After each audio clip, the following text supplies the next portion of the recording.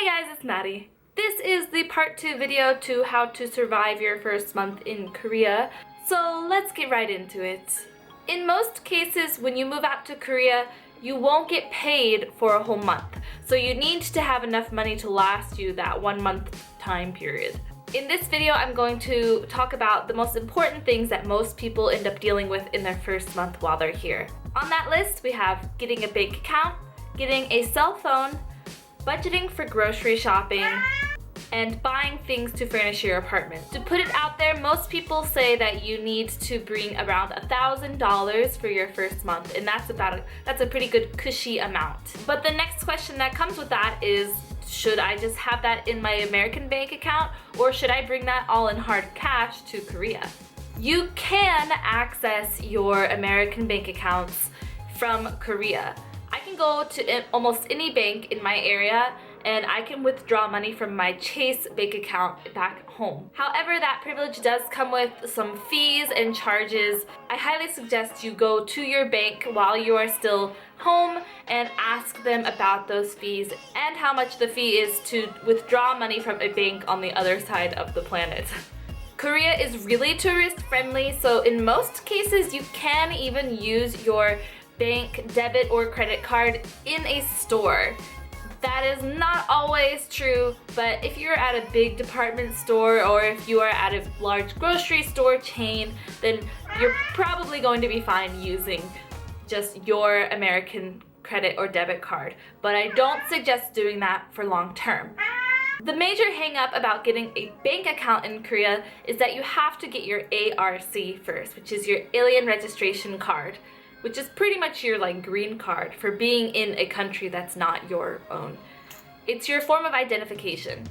So that takes about a month to even get. So for the first month, you are really living off of cash or your cards from back home. I think in my case, what I did was I just came over here with about $200 cash, and then for the first month, I withdrew money from random banks, ATMs that I could find, from my Chase account back in America, and I ended up pulling out a total of around $800 US.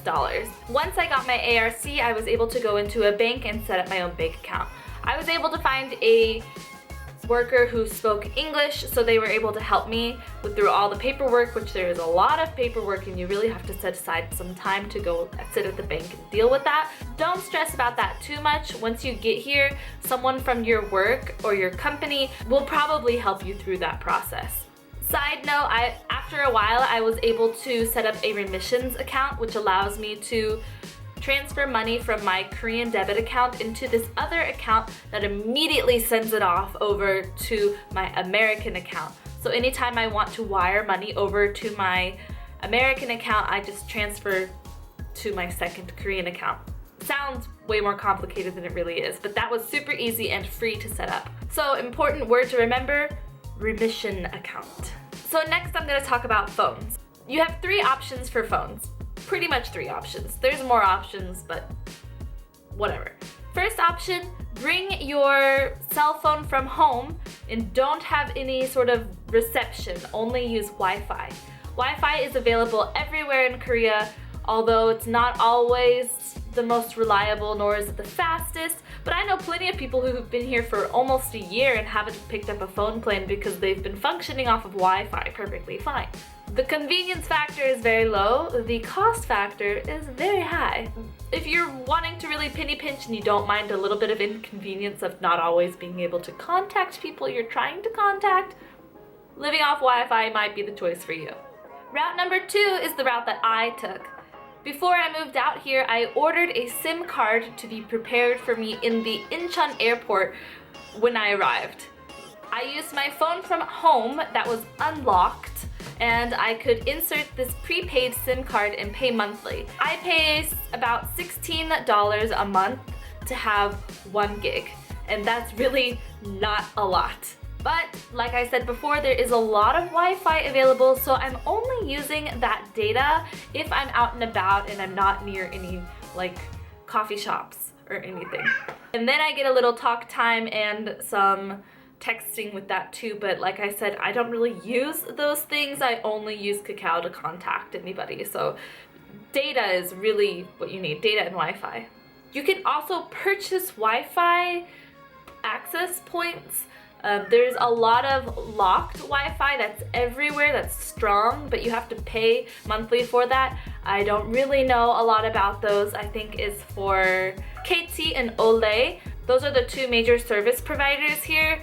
They have a lot of Wi-Fi that's locked, so you have to pay to use, but that is an option. There are also Wi-Fi eggs that you can purchase, which I really don't know anything about the eggs, except most people complain that they don't want it anymore and it's not as good as just getting a phone plan, or that it's overpriced, or I'm not really sure. I don't really hear a lot of good things about it, but people say you can do it and it works. It is an option. Your last option is to wait a whole month for your ARC to come in, and then you can get a Korean phone plan. Some numbers I know off the top of my head. I have a few friends who bought unlimited data and they month by month pay off their phone that they got, and they're paying around 70 to 90 US dollars a month. So it's not cheap, but it's definitely very helpful because you never would need Wi-Fi. You would always have that unlimited data and you'd have a very consistent bill every month. But you do have to wait that first month before you can even get it because of your ARC. Next bit, furnishing your apartment. I talked about this in the first half of this two-part how to survive in Korea for the first month thing. Go to Daiso. But if there's a bigger thing you need, like a couch or a vacuum or something like that, I really suggest you use gmarket.com. Gmarket is pretty much the Korean equivalent of Amazon. You can find pretty much any and everything, and it's amazing. The only major downfall of using Gmarket is that you really need to be able to at least read Korean. My Korean is not that good, and it was significantly worse when I first got here, but I was successfully able to use Gmarket without too many hiccups. At one time though, I did think I ordered a penguin pillow, and it ended up just being a penguin pillow fabric. But you really need to be able to look at the picture with all the items information on it, and then be able to click the drop down box and be able to select the right one that has the matching Hangul on it. So speaking Korean really helps on that. If you don't mind living in like a really empty, barren apartment for the first month, you don't really even need to spend any money on shopping for these things. Daiso, like I said, will give you all of the bowls and plates and kitchen equipment that you really need, and even if you don't use that, then you can quite easily survive without a lot of money the first month. But if you're like myself and you get excited about being in a new country and you want to go shop all the things and buy all the things, then you might want to have a little bit more spending money. The last point I want to talk about is budgeting for food. This is really hard to budget because every person's eating habits and dining habits are just really different. If you wanted to penny pinch and only eat convenience store food and only have like cheap kimbap every day, you could probably get by with not having much money at all. But the problem is once you get here, your coworkers and people you're meeting are going to want to go out and take you to dinner and show you around. So you're gonna end up spending a lot of money whether you like it or not. People say food in Korea is really cheap, and it's true. Korean food is really cheap. Street food is really cheap. But if you go out to eat at a restaurant, most of the time you order like a big amount of food and then everyone shares everything. So then the bill is split up evenly. That's kind of a general Korean style dinner. I would say you should budget on the high end of things being around $10 to $12 a person for a nice dinner out. But if you're just grabbing like a sandwich or something for lunch from a Paris baguette or tous les jours, or even just like a bibimbap or something quick and easy, that's only gonna be around $5 or $6 per meal. The real tricky part is the groceries, because every grocery store has varying prices and what you buy is going to be really different too. Honestly, I feel like I eat out way more than I eat in. So to be honest, it's just really hard to say how much money you're gonna spend on food because that is totally out of my realm of knowledge. I don't know how much you're gonna spend. One thing to note is if you are eating a lot of produce, if you like to eat fresh fruits and fresh vegetables, the vegetables are typically not that much more expensive than they would be back home for me comparatively, but the fruit is just like, whoa, way more expensive. One of my friends said she brought $500 and ended up borrowing some money from people.